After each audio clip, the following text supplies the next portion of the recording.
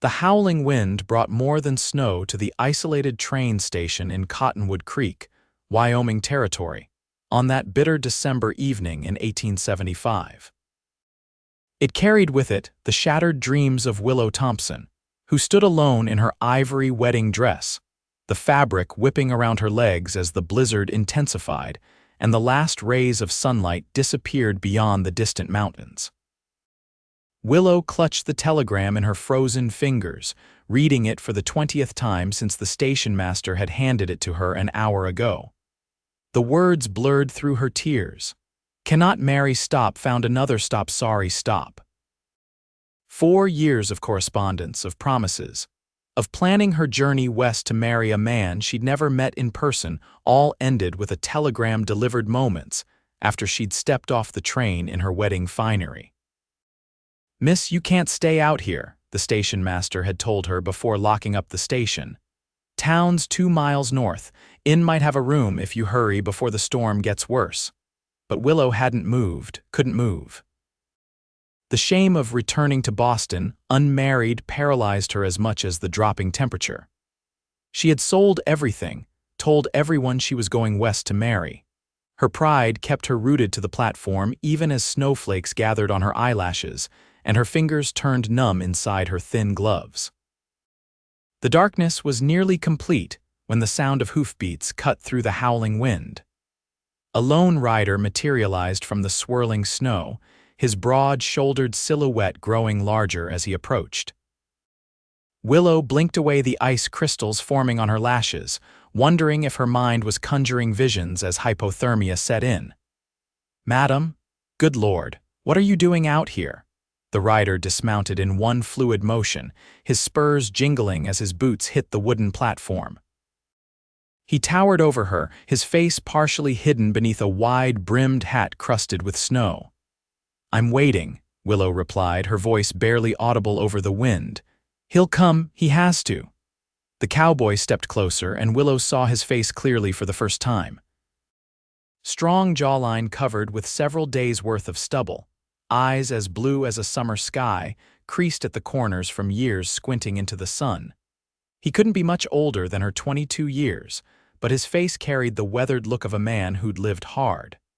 "Nobody's coming tonight, madam." "Not in this storm." His gaze fell to the telegram clutched in her hand, then back to her face, understanding dawning in his eyes. Without another word, he shrugged out of his heavy sheepskin coat and wrapped it around her shoulders.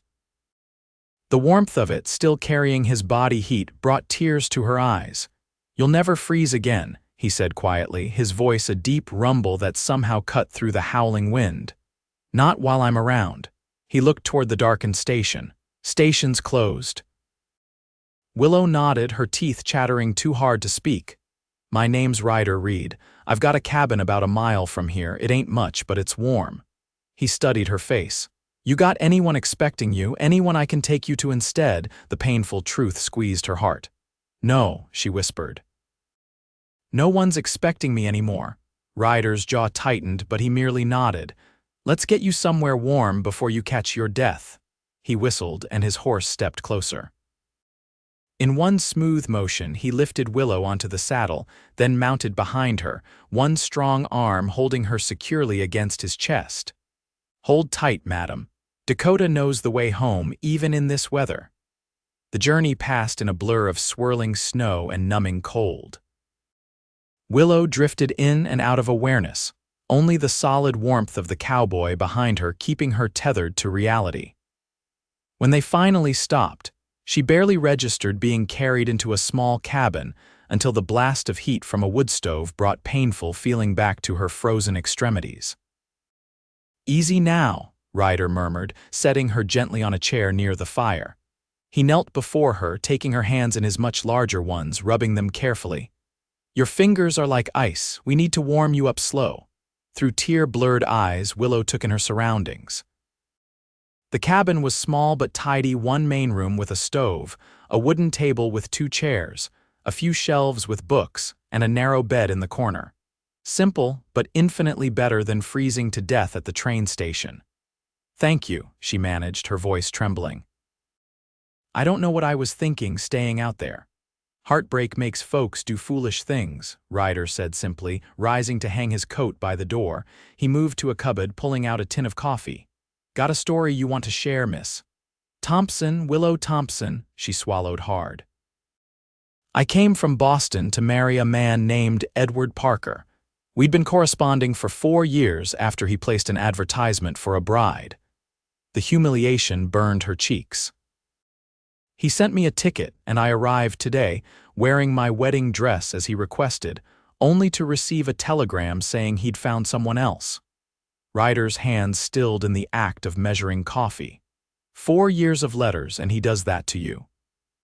His voice was carefully controlled, but Willow caught the undercurrent of anger. Some men don't deserve the air they breathe. I sold everything I owned, Willow continued, the words spilling out. My parents died 3 years ago. I worked as a seamstress, saved every penny. There's nothing for me to go back to. Ryder set a steaming cup of coffee before her.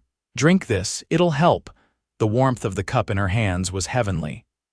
Willow took a sip, grimacing at the bitterness but grateful for the heat spreading through her chest. I don't know what I'm going to do, she admitted. I have $7 to my name. First thing you're going to do is get some rest, Ryder said firmly. Tomorrow, when the storm passes, we'll figure out your next steps. He moved to a trunk at the foot of his bed, pulling out a flannel shirt and a pair of pants. These'll be too big, but they're dry. You can change behind that screen there. He nodded to a wooden folding screen in the corner. Willow clutched the offered clothes, suddenly aware of her inappropriate situation alone in a cabin with a man she'd just met. Mr. Reed, you can take the bed, he interrupted, correctly interpreting her concern. I'll sleep by the fire.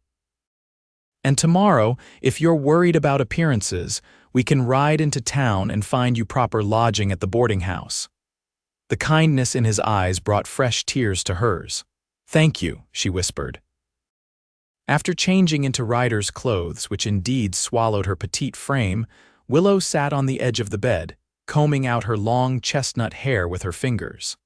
Outside, the wind howled, rattling the windows of the small cabin. How long have you lived here? She asked, watching as Ryder banked the fire for the night. 3 years, he replied, not turning around. Worked as a ranch hand for the Wilsons until I saved enough to buy this parcel of land. It's not much, 40 acres, but it's mine.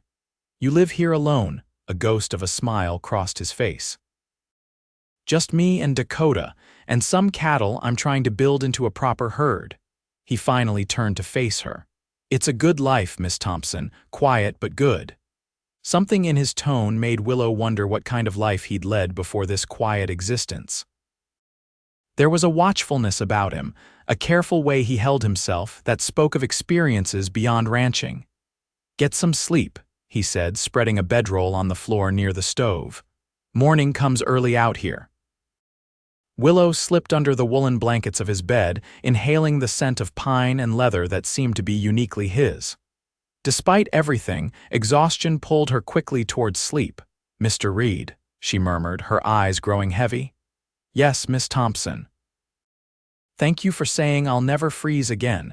Even if it was just words, they were exactly what I needed to hear. In the dim light, she thought she saw him smile.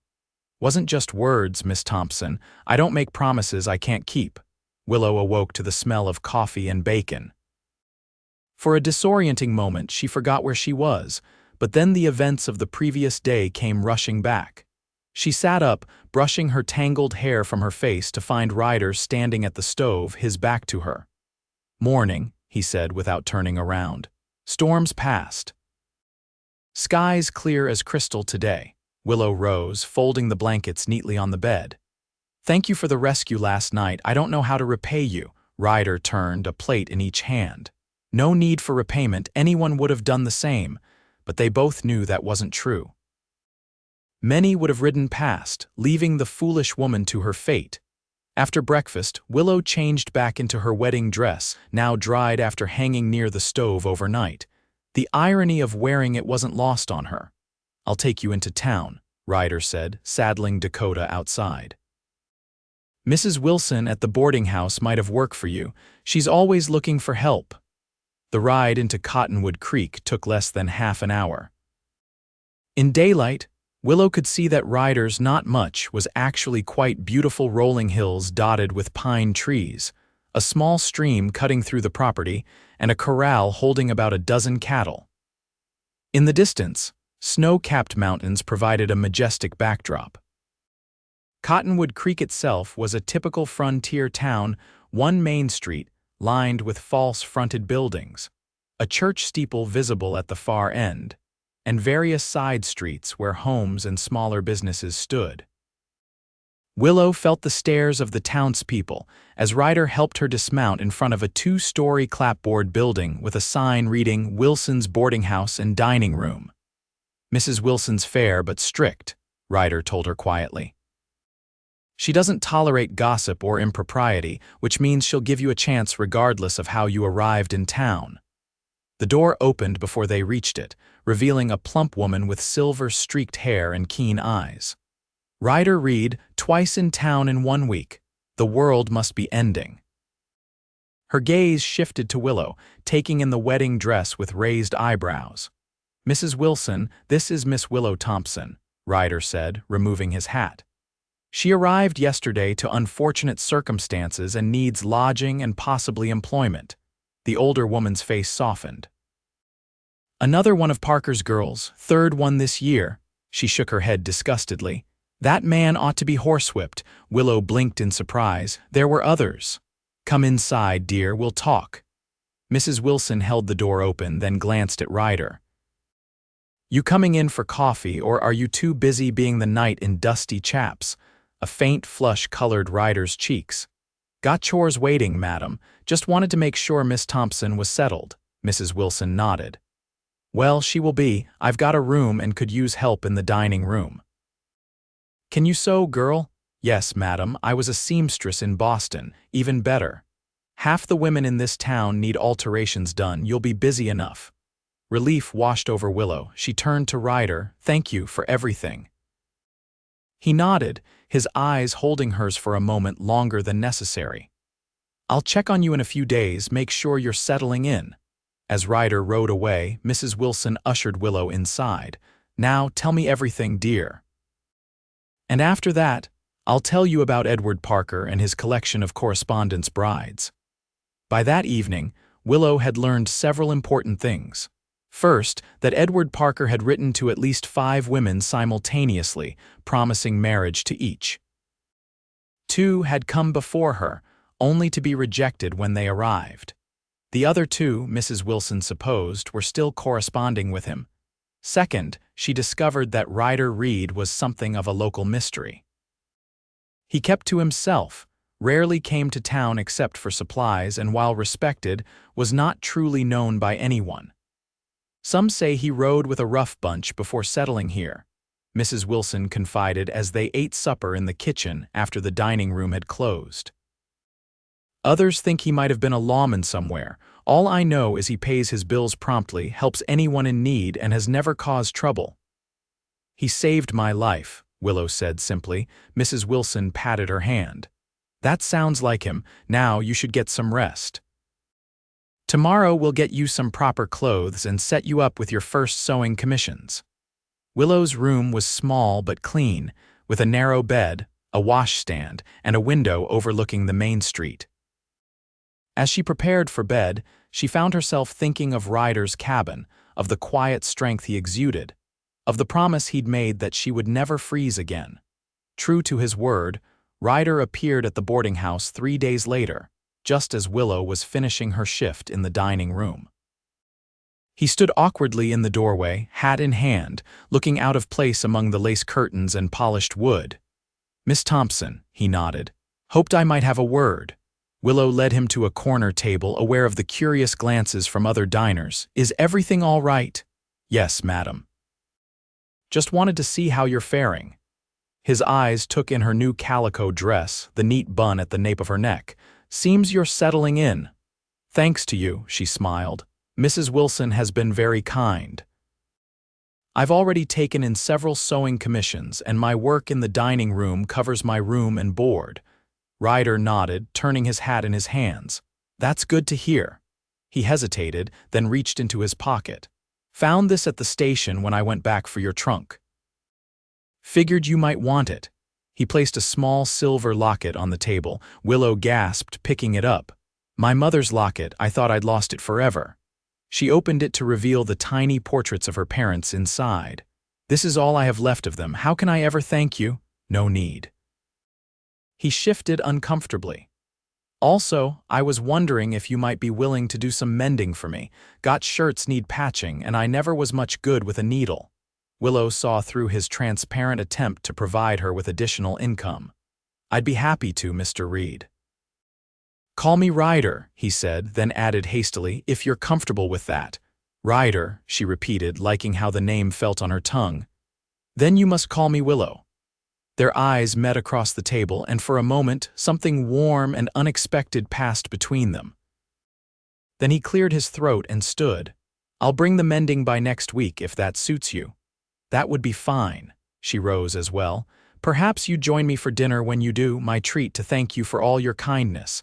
A small smile lifted the corner of his mouth. "I'd like that."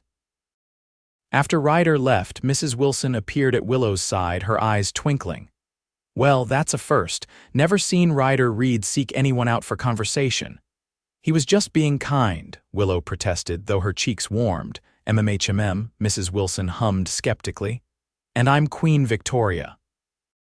The weeks that followed fell into a comfortable pattern. Ryder would come to town every Saturday, bringing mending that Willow suspected he deliberately damaged just to give her work. They would share dinner in the boarding house dining room, their conversations growing longer and more personal with each visit. She learned that he had grown up in Missouri, the son of a blacksmith, that he had a younger sister somewhere in California, married to a banker, that he'd fought briefly for the Union in the closing days of the war, though he'd been barely 17 at the time. What he didn't say about the years between the war and his arrival in Wyoming hung between them, unasked and unanswered. In turn, she told him about growing up in Boston, about losing her parents to influenza, about the long hours spent sewing by candlelight to make ends meet. She even shared her foolish dreams of finding love through Edward Parker's letters. "Not foolish to want love," Ryder said quietly during one such conversation. "Foolish of him not to recognize what was coming his way." By early February, Willow had established herself in Cottonwood Creek. Her sewing business thrived, and she'd made friends among the local women. But it was her Saturdays with Ryder she looked forward to most.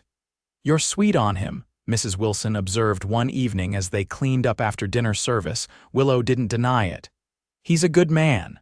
"The best," Mrs. Wilson agreed, "but careful, girl. Man like that has shadows he hasn't shared yet." The warning proved prophetic. The following Saturday, Ryder didn't appear at his usual time. Willow waited anxiously, watching the dining room slowly empty as evening turned to night. When the clock struck 9, Mrs. Wilson touched her shoulder gently. "Maybe something came up at his ranch," she suggested. "Weather's been fair, so it's not likely he got caught in a storm." But Willow couldn't shake the feeling that something was wrong. She slept poorly that night, and in the morning she made a decision.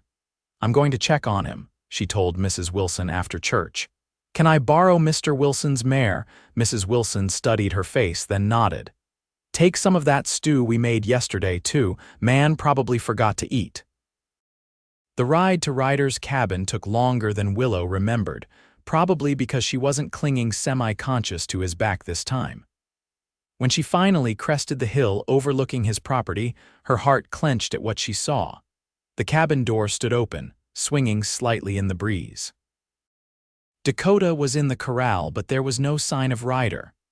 Urging the mare forward, Willow approached cautiously. "Ryder," she called, dismounting near the porch. "Are you here?" A groan from inside the cabin sent her rushing through the door. Ryder lay on his bed, his face ashen, a bloodied bandage wrapped around his left thigh. "Willow," he rasped, struggling to sit up. "What are you doing here? Lying back down is what you should be doing," she ordered, hurrying to his side. "What happened?" "Rustlers," he muttered as she helped him lie back. Caught two of them trying to take my cattle yesterday. There was a fight. One of them got me with a knife before they ran off. Willow gently lifted the bandage, grimacing at the angry, inflamed wound beneath. This needs cleaning properly. You're lucky it's not infected yet. Tried to make it to town to the doctor, Ryder explained weakly, but I passed out before I could saddle up. Woke up too late to warn you I wouldn't make dinner. That's what you're worried about, Willow shook her head, moving to heat water on his stove.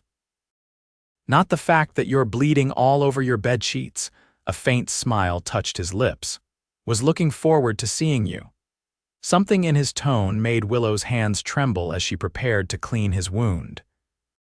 Well, now you've seen me in your cabin twice, and both times, one of us was in dire straits. We should try meeting under better circumstances sometime. Cleaning the wound was a painful process, but Ryder endured it stoically, only his whitened knuckles gripping the bed frame betraying his discomfort. When Willow had finished bandaging his leg, she helped him sit up enough to eat some of the stew she'd brought. You're good at this, he observed as she efficiently moved around his cabin, putting things in order. Had plenty of practice caring for my parents before they passed, she replied, not meeting his eyes. I should ride back to town and fetch the doctor. No need, Ryder said. You've done a better job than old Doc Stevens would have. Besides, it'll be dark soon, not safe for you to ride alone. He was right, the sun was already low in the sky. Then I'll stay and ride back in the morning, Willow decided. Ryder's eyes widened. That wouldn't be proper. Willow raised an eyebrow. More proper than leaving an injured man alone to fend for himself. I'll sleep in that chair and you'll stay in bed where you belong. For once, the confident cowboy seemed at a loss for words. Finally, he nodded. You're as stubborn as Dakota when he gets his mind set on something. I'll take that as a compliment, Willow smiled, turning back to the stove. Now, let me make us some coffee. The evening passed companionably, with Willow reading aloud from one of Ryder's books while he rested. As night fell, the cabin grew cold despite the fire, reminding Willow of that first night when he'd wrapped her in his coat and promised she'd never freeze again. You should take the blanket, Ryder said, noticing her slight shiver. Can't have you cold. I'm fine, she insisted. You're the injured one. We could share, he suggested, then immediately looked abashed. The blanket, I mean, you could sit here. He gestured to the edge of the bed. Heart pounding, Willow moved to sit beside him on the narrow bed, allowing him to drape part of the blanket over her shoulders. They sat in silence for a moment, the firelight casting dancing shadows on the walls. I never thanked you properly, she said softly, for saving my life that night. You've thanked me plenty, he replied. Besides, finding you was the best thing that ever happened to me. She turned to look at him, finding his face much closer than she expected. What do you mean? Ryder reached out hesitantly, his fingers brushing a strand of hair from her face. Been alone a long time, Willow. Never minded it much until I met you. Now Saturdays are all I think about. Her breath caught. Ryder. I know I'm not much, he continued quickly. Got a small spread, a half-wild horse, and a past I don't talk about, but I'm honest and I work hard and he swallowed. I think I'm falling in love with you, Willow's heart soared. She placed her hand over his. I think I fell in love with you the moment you said I'd never freeze again. The kiss that followed was gentle at first, a tentative exploration that quickly deepened into something more urgent. When they finally parted, both were breathing hard. There's things you should know, Ryder said, his forehead resting against hers, about my past. Tell me, she whispered. The story came slowly, haltingly. After the war, he'd drifted west, angry and lost. Fell in with a gang that robbed stagecoaches. Never killed anyone, but did things he wasn't proud of. Got shot during a job gone wrong, was left for dead by his so-called friends. A widow found him, nursed him back to health, helped him turn himself in to the sheriff, who happened to be her brother. Served 2 years in prison, Ryder said, his voice hollow. Sheriff helped me after I got out, gave me a reference to the Wilsons, said everyone deserves a second chance. His eyes met hers, vulnerable and afraid. Now you know why I keep to myself, why I don't go to town much. Some folks have long memories. Willow took his face in her hands. The man who rescued me in that blizzard is the real Ryder Reed. That's the man I love.